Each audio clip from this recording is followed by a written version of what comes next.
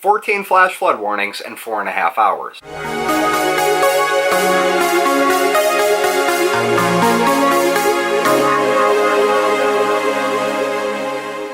Happy Saturday, everyone. Welcome to Story Saturday, and for today's episode, I want to share a story with you guys that happened to me over this past week. Growing up in New England, you are taught the phrase, if you don't like the weather, wait a minute and it will change, and this couldn't have been more true for this past Tuesday. You see, on Monday when I was watching the weather for the next day, I saw that they had forecasted a 100% chance of rain for the entire day on Tuesday, and the rain was supposed to start sometime around 5 in the morning and go all the way until the evening. When I got up on Tuesday morning, that was not the case. The sun was out and it was extremely hot and humid. I worked on a couple of different jobs that morning, and I can't exaggerate exactly how much I was sweating, how humid and how nasty it was to work outside on Tuesday. Then at about 12:30, when we were working over in a town that's not too far away from ours, I got an alert on my phone that said there was a flash flood warning in the area. Now, once I dismissed the warning on the phone and I happened to look up in the sky, I'm going to throw this picture up right here of what I saw on the screen, but there was a massive wall cloud moving into where we were. Quickly finishing up and loading the truck up, we happened to finish before the rain started, and at 12:43 we got the second emergency alert for flooding in the area, followed by another one at 12:47 and then 12:52. I'm not kidding, folks. I will throw this up on the screen. These alerts were coming non-stop.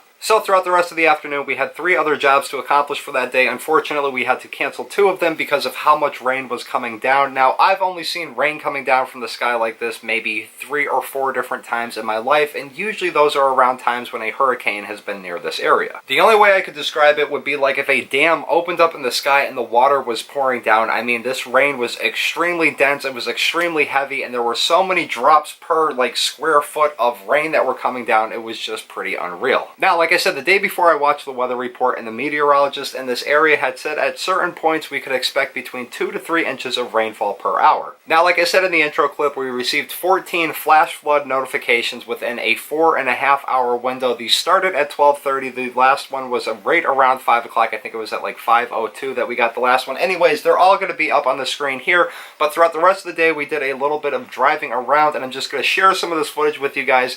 Now, this was pretty funny. We were coming down on this bridge, and these bridges, these underpasses are notorious for flooding anytime we get a little bit of rain in the area.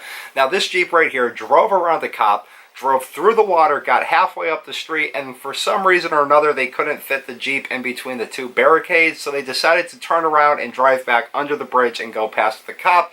While we decided to pull forward, we actually fit a GMC 2500 Sierra or Denali, whatever version of truck that is, in between the 2 barricades. No problems at all. We didn't have to get out of the truck to move it. But last week I was sharing a story with you guys about some needles on a roof that we found. I'll throw the link up here or down below in the description. These needles were surrounded by massive mounds of chicken wing bones.